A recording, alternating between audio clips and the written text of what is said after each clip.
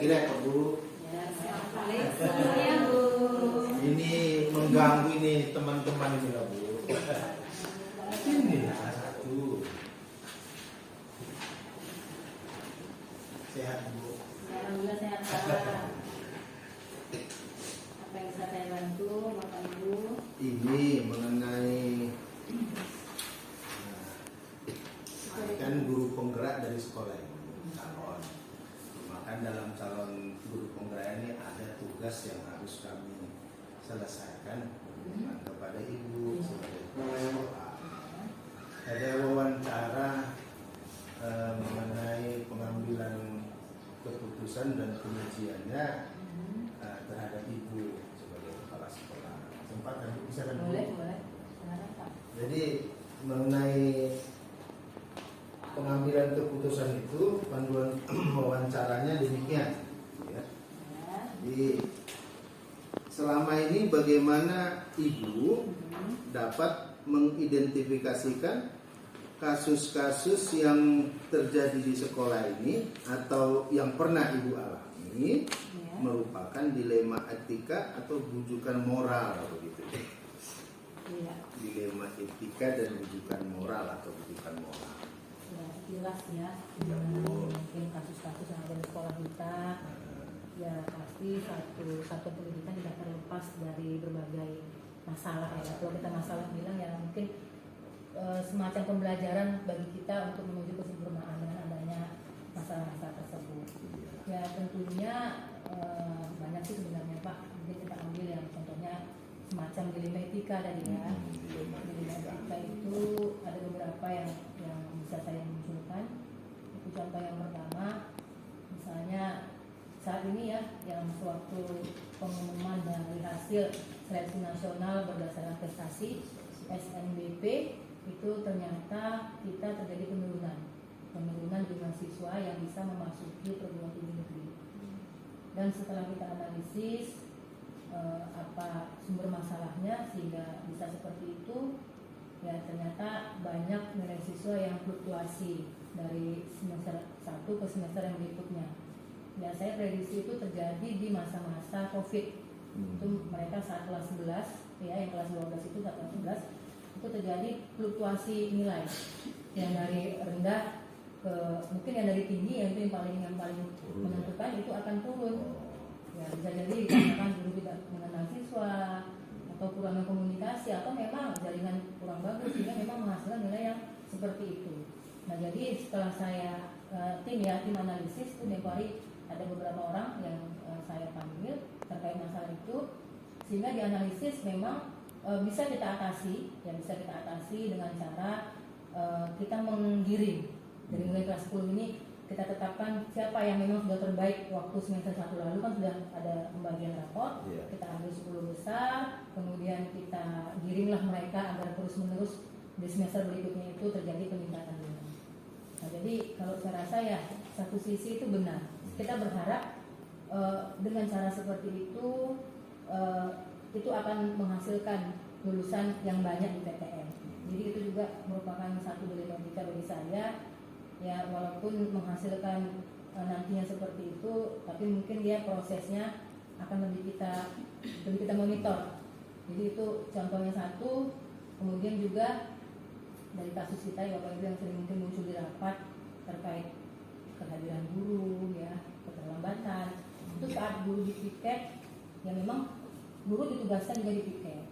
Ya saat ada rekan guru lainnya yang tidak hadir, memang tugas guru piket itulah untuk melaporkan ke koordinator piketnya. Nah itu kan memang harus seperti itu. Cuman mungkin di sisi lain, ya rekan-rekan guru yang mungkin tidak hadir itu menyikapinya yang lain. Padahal itu adalah tupoksi mereka yang sebenarnya seperti itu. Itu yang itu mungkin saya munculkan ya Pak ya, dua hal saja supaya tidak terlalu banyak contoh dilema etika yang mungkin kita hadapi dalam keseharian. Ya. Ibu, terima kasih. Ya. Jadi Ibu dengan kejadian yang selama ini, jadi bagaimana Ibu mengambil keputusan terutama di kasus yang kepentingan itu sama-sama benar? Iya, ya tentunya dalam hal pengambilan keputusan untuk dua hal yang ya, memang kita masuk ke dalam kategori sama-sama benar, tentunya di skala prioritas. ya, dari sejumlah masalah ataupun sejumlah permintaan yang harus selesai gitu ya, kita harus memilih mana skala prioritas yang memang terkait program sekolah. Tentunya kan setiap satuan pendidikan memiliki program satuan pendidikan. Segala hal terkait itu tentunya akan kita terus dukung. Kemudian daripada itu ya, apa tadi yang tadi mungkin permohonan, masalah-masalah tadi itu mana yang sesuai dengan program sekolah, yang sesuai dengan program sekolah, itulah yang kita dukung. Tentunya untuk perwujudan visi misi sekolah. Jadinya skala prioritas dari Ya, skala prioritas memang dianggarkan sekolah dan memang bertujuan untuk perwujudan visi misi sekolah. Itu mungkin yang jadi bahan pertimbangan kita untuk kita lakukan terlebih dahulu. Oke, baik, selanjutnya ini ada yang mengganjal. Langkah-langkah atau prosedur seperti apa yang biasa Ibu lakukan selama ini dalam pengambilan keputusan tersebut? Ya, tentunya kita satuan pendidikan punya visi misi. Ya, tentunya saya mengharapkan segala hal keputusan yang saya ambil itu adalah keputusan yang berpihak pada murid. Ya, karena intinya kita akan mewujudkan sumber daya sesuai dengan visi misi kita, mengembangkan murid sesuai dengan bakatnya. Jadi segala hal program sekolah yang terkait dengan itu yang kita dukung. Maka memang langkah-langkahnya yang tadi, ya kembali ke yang tadi, ya kita skala prioritas, kemudian apa yang memang mewujudkan visi misi sekolah itu yang kita dukung sesuai dengan program sekolah dan memang sesuai dengan sumber dana yang ada dan bersumber dari aset-aset yang dimiliki sekolah. Misalnya apa? Sekolah ini punya aset guru yang sudah guru penggerak, guru yang memang kita biasakan pelatihan, kemudian guru-guru yang mempunyai keterampilan khusus itu aset sekolah. Kemudian juga aset siswa ya, bahwa siswa itu juga punya aset untuk sekolah ini, karena banyak siswa yang memiliki minat bakat tertentu, itu juga aset siswa. Jadi intinya setelah kita identifikasi tadi dari kekuatan, dari kelemahan yang ada, maka kita jadikan itu suatu peluang bagi kita untuk menuju sesuatu yang lebih maju, untuk menuju perkembangan, sehingga kita bisa menjawab tantangan yang mungkin muncul, baik dari dalam maupun dari luar. Mungkin itu sekilas ya, Pupit. Ya, terima kasih Ibu. Oke Ibu, berikutnya menurut Ibu hal-hal apa saja yang selama ini Ibu anggap efektif dalam pengambilan keputusan? Iya, mungkin yang terkait itu yang pertama kolaboratif. Ya, tim itu harus kolaboratif. Kita harus saling mendukung, kita harus saling bekerja sama agar bisa menuntaskan segala masalah yang kita hadapi. Tidak ada kerja sendiri karena tidak ada Superman, ya, yang ada adalah super team. Maka prinsip kolaborasi itu kita kedepankan untuk segala hal. Kemudian prinsip artinya prinsip tadi yang berpihak pada murid, prinsip kebijakan kita juga ya, itu juga kita kedepankan ya, agar memang keputusan yang kita ambil ini bisa berdampak baik bagi seluruh warga sekolah. Oke, Bu Ida. Terima kasih Ibu. Ya. Pertanyaan selanjutnya ini, Iya. hal-hal apa saja yang selama ini menjadi tantangan dalam pengambilan keputusan pada kasus-kasus dilema etika? Iya. Mungkin memang dalam hal pengambilan keputusan pasti akan memiliki tantangan, pasti itu. Ya, kita ambil contoh satu tadi ya, mungkin saya kedepankan contoh yang pertama. Mungkin untuk mencapai program sekolah peningkatan jumlah siswa yang lulus di PTN dengan program tadi terus kita menggiring nilai siswa yang 10 besar tadi, mungkin ada sekelompok rekan guru yang tidak setuju. Ya, tentunya mereka lebih identik kepada mungkin yang seperti biasa mereka lakukan, ini nggak cocok Bu, saya lebih suka yang seperti ini. Itu tentunya banyak tantangan untuk menyamakan langkah untuk mencapai tujuan.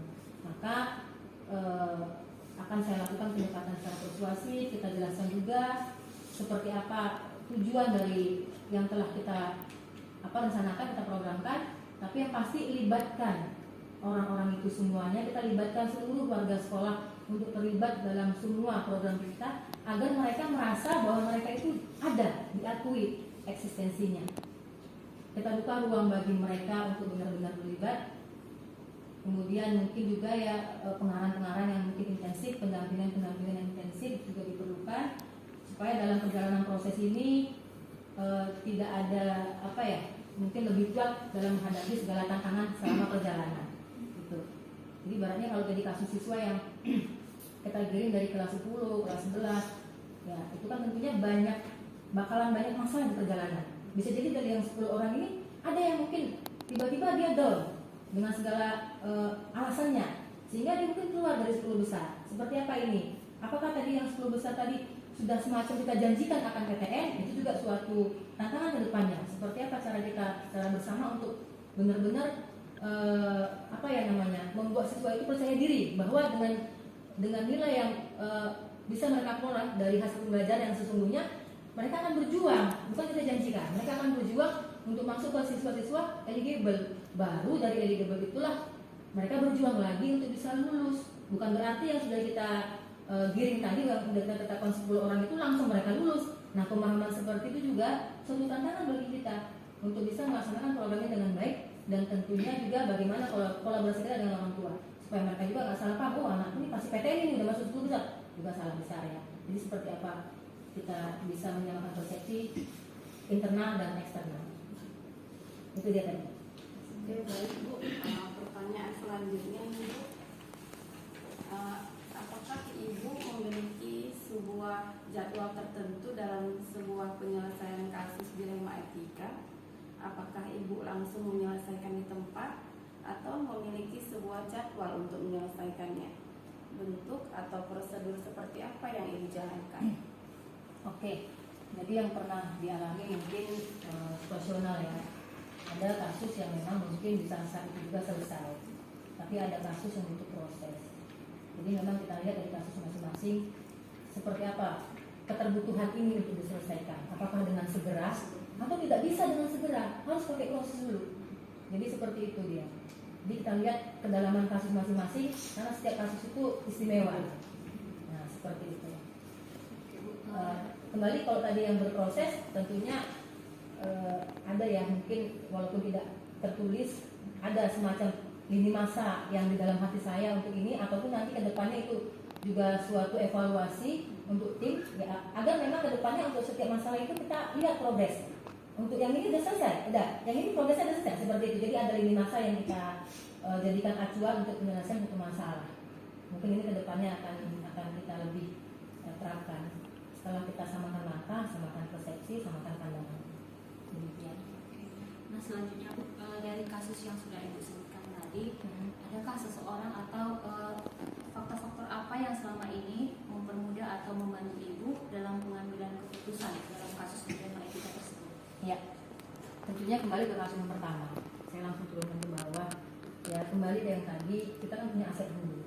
Ya tentunya kita punya pertama aset guru penggerak dan calon guru penggerak. Tentunya saya berharap dari guru-guru penggerak ini sudah menghasilkan pembelajaran di kelas yang berpihak pada murid, sehingga tidak lagi ada penyamarataan untuk pemberian fasilitas kepada murid. Maka saya berharap juga dengan adanya penerapan pembelajaran berdiferensiasi itu akan lebih mudah kita menggiring siswa ke tujuan yang kita harapkan.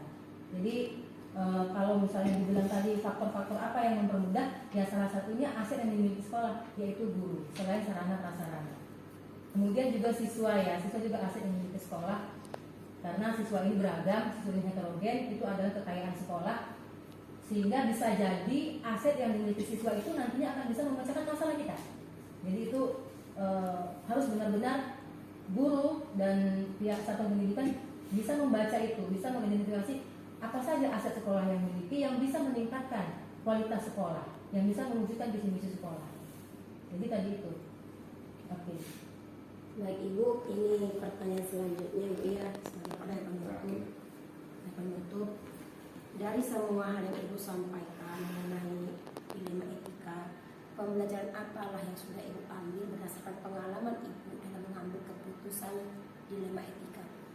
Ya, mungkin selama perjalanan saya sebagai pimpinan di sekolah, ya beberapa hal yang bisa saya petik. Tentunya yang pertama, kembali ke yang tadi, kita tidak bisa kerja sendiri. Kita butuh tim, kita butuh kolaborasi. kita butuh ruang untuk mereka bisa masuk memberikan saran, memberikan kritik kepada kita. Karena itu akan bermanfaat di dalam proses kita menuju tujuan yang akan kita capai. Itu nomor satu. Kemudian kedua, kita libatkan dengan kolaborasi kita libatkan semuanya. Mungkin yang selama ini ada pihak-pihak tertentu yang mungkin dalam proses ini merasa tidak terlibat gitu ya. Harus ada kemauan untuk kita libatkan. Ya, tidak akan gampang kolaborasi terjadi kalau belum ada kemauan mereka. Jadi sebenarnya kalau bicara kemauan itu bicara ke komitmen, bahwa semua warga sekolah itu punya komitmen yang sama, punya komitmen untuk mencapai visi-misi sekolah. Maka tadi saya bilang bersama langkah, sama langkahnya, sama tujuannya, sama yang mau dicapai. Jadi harus punya komitmen dengan sebaik-baiknya menjalankan tugas dengan baik, sehingga kalau semuanya baik, hasilnya pasti baik. Tapi kalau semuanya timpang, ya akan menghasilkan juga yang tidak baik. Jadi memang tadi yang pertama kolaborasi, komitmen dari setiap warga satuan pendidikan, ya warga sekolah. Kemudian yang berikutnya manfaatkan aset yang ada, ya kekuatan dan peluang itu untuk menjawab kelemahan dan tantangan, baik internal maupun eksternal. Ya tentunya kalau kita bicara seperti itu, apa kekuatannya? Kembali ke yang tadi, oh saya paham pembelajaran berdifferensiasi, ayo diimplementasikan. Jelas itu akan menghasilkan nuansa yang, usah hasil ya, nuansa yang berbeda dalam kelas. Setelah nuansa berbeda itu, mungkin peserta didik, kok agak beda ibu nih ya cara ngajarnya, kok enak ngajarnya ya. Itu dulu yang kita mau. Jangan kita bicara hasil, tapi dalam proses ini udah menarik perhatian siswa. Maka saat dia menarik, maka dia berusaha untuk bisa. Jadi itu saya punya aset itu dari para guru penggerak, saya punya aset itu dari para calon guru penggerak, saya punya aset itu dari beberapa guru yang bukan guru penggerak, cuma ingin berubah. Jadi komitmen untuk lebih baik, komitmen untuk berubah itu wajib dimiliki oleh setiap guru untuk sama-sama mendukung tercapainya program sekolah. Jadi mungkin intinya itu saja ya. Intinya mungkin kolaborasi, komitmen, kemudian ya pemanfaatan aset sekolah. Karena itu sudah cukup buat ya penjabaran cukup jelas. Baik Ibu, terima kasih buat penjelasan yang Ibu berikan mengenai pengambilan keputusan dilema etika pada kami calon guru penggerak angkatan 7, dan berdasarkan informasi yang Ibu berikan bagi kami itu sangat menambah wawasan kami dalam modul 31 ini Ibu. Terima kasih juga Bu buat waktu dan kesempatannya Ibu, dan kami sangat terinspirasi berdasarkan penjelasan yang Ibu berikan bagi kami. Semoga kami guru penggerak bisa mengimplementasikannya dalam kelas kami masing-masing, dan itu secara kontinu. Dan walaupun kami sudah selesai guru penggerak, kami tetap juga melakukan peranan kami sebagai guru penggerak. Terima kasih Ibu. Sama-sama. Terima kasih. Bentar, stop dulu, udah dimatikan kan?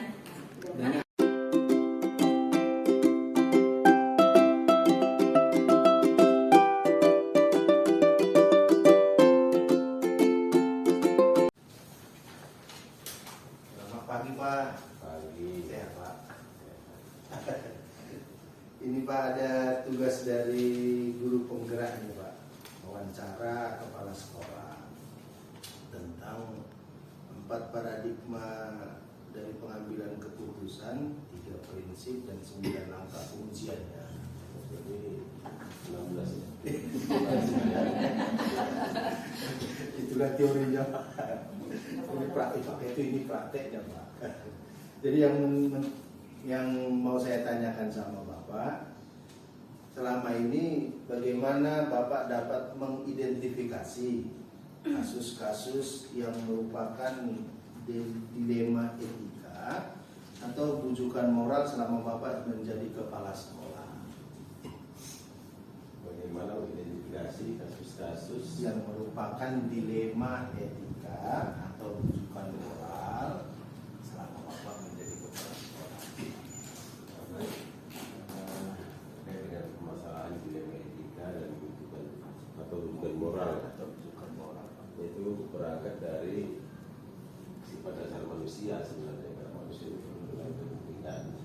Jadi ketika dia punya kepentingan, dia selalu berusaha untuk supaya kepentingannya itu bisa mempengaruhi orang lain, sehingga sebagai pimpinan sehingga dia dapat berpikir-pikir yang seperti itu. Nah, dalam hal menghadapi kasus seperti itu ya kita harus belajar karakteristik dari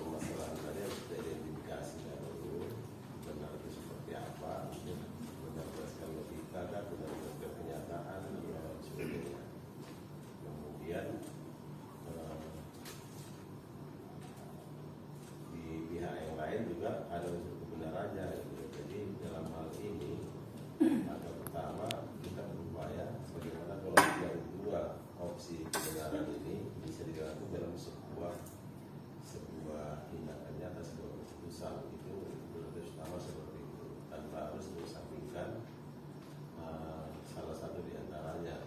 Upaya yang pertama dilakukan untuk bisa sampai ke sana, ya memang kita perlu melakukan identifikasi tadi, dampaknya seperti apa, kemudian penyebabnya apa, sehingga ketika diputuskan kedua benar tidak bisa menerima dengan baik. Tapi satu hal yang paling prinsip sebenarnya ketika kita mengambil keputusan, memang kita tidak bisa berpikir menyalahkan semua orang. Pasti selalu ada pihak-pihak yang merasa tidak senang, tidak puas dengan keputusan yang kita ambil. Itu kan pentingkan tadi, karena setiap manusia itu kan punya kepentingan dan itu nggak bisa dinafikan. Memang itu sifat dasar manusia, alamiah sekali. Ya itulah opsi yang ketiga. Kalau kita mengambil salah satu, bisa jadi mengabaikan yang lain. Sehingga kalau dimungkinkan ada opsi ketiga alternatif yang bisa mengakomodir dua kebenaran tadi, itu akan lebih baik.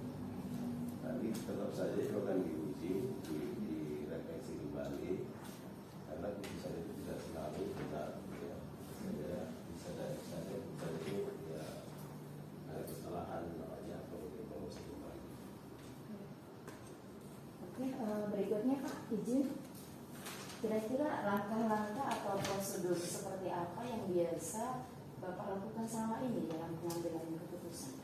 Ya, yang pertama mengenali masalahnya dulu, mengenali bersama masalah standar, kemudian mempelajari setiap permasalahan, melakukan identifikasi, kemudian ya kita juga sedapat mungkin mencari orang-orang yang terlibat dalam permasalahan itu, melakukan kajian, kemudian langkah selanjutnya dia yang coba merumuskan keputusan tadi dengan sebuah keputusan yang akan bisa mengakomodir tadi semuanya. Ya. Nah kemudian setelah itu diputuskan, ya kita juga akan mereview kembali, mempelajari kembali. Kalau memang ada ketentuan di sana, kita bisa merumuskan kembali. Dalam hal ini tentu saya tidak bisa bekerja sendiri, karena saya butuh orang lain untuk mendapat masukan-masukan. Dan itu sangat dibutuhkan sebagai bahan pertimbangan supaya tidak terjadi kesalahan yang fatal lah dalam memutuskan segala sesuatu. Tapi yang paling penting juga dari dampaknya, dampak dari keputusan yang kita ambil terhadap masalah yang terjadi. Dampak yang paling kecil itulah yang berupaya kita laksanakan. Jadi dikecilkan dampaknya. Kalau kita ambil keputusan seperti ini, kira-kira akibatnya seperti apa, berdampak seperti apa. Kalau alternatif yang kedua bagaimana, ketiga bagaimana, kita urutkan mana dampak yang terkecil, itulah yang kita pilih sebagai sebuah keputusan. Tapi tetap saja harus dievaluasi, tidak bisa sekali jadi. Oke, terima kasih Pak. Oke Pak, berikutnya hal-hal apa saja yang selama ini Bapak anggap sudah efektif dalam pengambilan keputusan? Yang pertama ya, selama dia membawa perubahan ke arah yang positif, itu tentu indikator yang paling utama. Dan itu sudah kita pikirkan sebenarnya sebelum kita memutuskan kira-kira apa dampak yang terjadi. Kalau dampak positifnya memang akan membawa kebaikan kepada semua anggota komunitas, ya itu akan menjadi pilihan utama.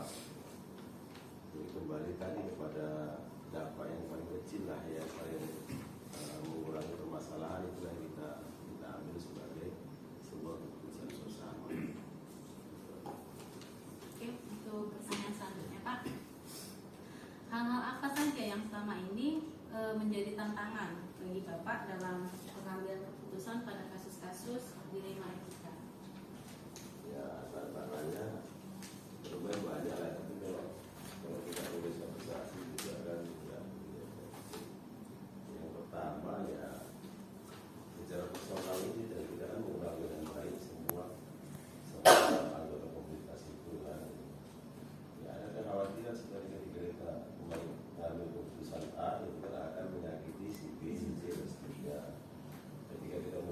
menimbulkan yang mungkin akan tidak menyenangkan bagi orang yang lain lagi, padahal kita tidak punya niat tertentu seperti itu. Dan ketika itu terjadi, ya sebagai seorang pemimpin harus memutuskan. Ketika sudah diputuskan, pastilah berdampak seperti yang saya sampaikan di awal tadi. Ada yang kurang senang, kurang berterima. Nah, disitulah peran pemimpin pembelajaran untuk merangkul semua yang ada, memberikan penjelasan, dan penjelasan secara lisan itu juga tidak efektif. Karena penjelasan itu akan lebih efektif kalau dilakukan melalui tindakan nyata.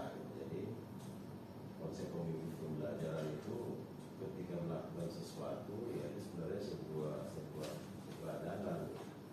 Jadi di era sekarang ini yang mungkin menyuruh dengan kata-kata itu nggak begitu efektif. Tapi kalau kita kepingin buru-buru terlibat dalam sebuah kegiatan bersama, gotong royong dan sebagainya, ya saya harus ikut bergotong royong. Saya tidak perlu meminta tolong ambil ini, tapi saya ambil aja. Dengan cara-cara seperti itu mungkin akan lebih efektif. Ya, jadi itu juga salah satu cara untuk menjelaskan kepada orang-orang yang terdapat pada keputusan yang saya ambil. Seolah-olah sepertinya Bapak itu berpihak kemari, padahal tidak ada niatan seperti itu. Dan ketika anggapan-anggapan seperti itu ada, ya kita juga bisa memahami ini apa harus sampai pada situasi yang benar-benar dilema lah yang akan seperti itu. Karena mungkin harus berdasarkan. Oke, baik Pak, pertanyaan selanjutnya, apakah Bapak memiliki sebuah jadwal tertentu dalam penyelesaian kasus dilema etika? Apakah Bapak langsung menyelesaikan di tempat atau memiliki sebuah jadwal untuk menyelesaikannya? Bentuk atau prosedur seperti apa yang Bapak jalankan?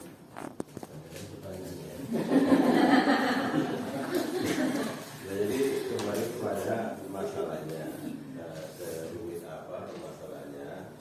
Kalau dilema etika itu bisa diselesaikan seketika, ya akan diambil tindakan langsung. Ya, itu prinsip. Karena kita nggak boleh juga menyimpan permasalahan itu terlalu lama. Ya. Kalau terlalu kita biar ada orang berpikir dengan membiarkan selesai sendiri itu juga nggak efektif. Sudah biarkan aja nanti selesai sendirinya. Ada juga yang berpikir seperti itu. Ya nggak perlu berpikir keras, diamin aja kalau nggak tahu. Itu juga nggak efektif dan bukan sebuah pembelajaran yang baik. Walaupun kadang-kadang ada berhasilnya, tapi saya pikir itu pasti menyimpan sesuatu yang bermasalah. Jadi kalau sifatnya bisa diselesaikan seketika, ya langsung aja. Mungkin kalau memang permasalahannya lebih rumit lagi, banyak pertimbangan, ya memang harus dibuat langkah-langkah strategis untuk menyelesaikannya. Mengurai masalah menjadi permasalahan kecil, baru diselesaikan satu persatu sehingga dampak negatif dari pengambilan keputusan itu bisa diminimalisir. Dia seperti itu. Tapi tidak harus membuat jalur seminggu ini, seminggu depan, nggak seperti itu. Tahapan-tahapan aja, mengurai masalah, kemudian diselesaikan satu persatu sehingga ketika semua uraian masalah tadi bisa kita selesaikan, diharapkan masalah-masalah dilema tadi bisa selesai. Jadi kalau masalah penjadwalan hari ini itu ada susah nggak sampai itu, tapi ada tahapan yang harus kita lakukan untuk menyelesaikan masalah yang kita ada. Selanjutnya Pak, ketika Bapak mengambil keputusan dalam suatu dilema etika, adakah seseorang atau faktor-faktor yang selama ini mempermudah atau membantu Bapak dalam pengambilan keputusan tersebut? Ya, di awal tadi saya sudah sampaikan, saya itu kadang memang butuh masukan dari orang lain. Tapi dengan masukan tadi tidak serta-merta itu menjadi sebuah keputusan. Karena ketika orang yang bermasalah tahu kita minta pendapat orang lain, nanti orang akan berpikir bahwa itu kalau bersama ini begini. Tapi tetap saya butuh masukan sebagai dasar, sebagai bahan untuk keputusan yang strategis, gitu ya. Karena itu penting sekali, yang pandangan umum itu penting kita serap semua, baru kita rangkum menjadi sebuah keputusan. Nah, kalau tanya itu siapa, ya dari mananya bisa saya mendapat informasi. Ya harus dari satu dua orang saja, kalau tidak, yang mungkin misalkanlah ada satu di sini yang sedang bermasalah, mungkin saya akan melakukan pendekatan ke orang terdekatnya untuk mengenal sebenarnya, untuk mencari apa-apa yang mengenal bagaimana peristiwa dan sebagainya. Jadi mengenal permasalahan kita akan lebih mudah menyelesaikan. Terima kasih Pak. Baik Pak, pertanyaan terakhir ya Pak. Dari semua yang Pak sampaikan, pelajaran apa yang bisa Bapak petik berdasarkan pengalaman dalam mengambil keputusan di lima etika? Yang pertama, setiap keputusan itu tidak bisa menyenangkan semua orang, itu prinsip. Prinsip itu, tapi ya kita harus meminimalisir seminim mungkin lah dampak negatif dari setiap perbedaan keputusan tadi. Nah, ketika kita tahu bahwa keputusan yang kita ambil itu tidak efektif, kita juga nggak perlu ragu untuk merumuskan kembali, berdiskusi kembali bahwa itu memang tidak efektif. Ya, sebagai seorang pemimpin bukan tidak pernah salah, ya seringkali memang kesalahan. Jadi ketika kita salah mengambil sebuah keputusan, ya kita juga jangan malu untuk meminta maaf kepada komunitas kita, ya, karena itu seperti itu. Dan yang terakhir prinsip juga, ya jangan takut membuat keputusan. Karena kita takut membuat keputusan, bukan cepat atau lambatnya bisa seperti itu juga, tapi efektif atau tidak. Karena keputusan bisa, berarti beberapa itu cepat begini, itu efektif. Dan yang paling penting setiap keputusan itu efektif untuk mengubah dan memperbaiki situasi di komunitas kita. Baiklah Pak, terima kasih buat penjelasan yang diberikan bagi kami dalam wawancara ini, dan kami sangat bersyukur ya Pak, berdasarkan penjelasan yang diberikan itu menambah wawasan pengetahuan kami dalam mempelajari modul 3 mengenai pengambilan keputusan dalam dilema etika Pak. Terima kasih juga buat waktu dan kesempatan Bapak. Bimbing kami selalu Pak supaya kami setelah siap program guru penggerak kami tetap bisa mengimplementasikan dalam tugas kami di sekolah. Sekali lagi terima kasih Pak, tetap sehat, tetap semangat, salam guru penggerak Pak.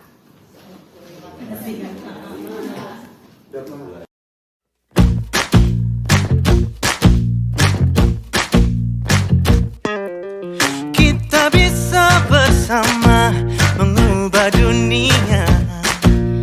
Percaya pada diri demi cita-cita. Belajar, bergerak, bermakna.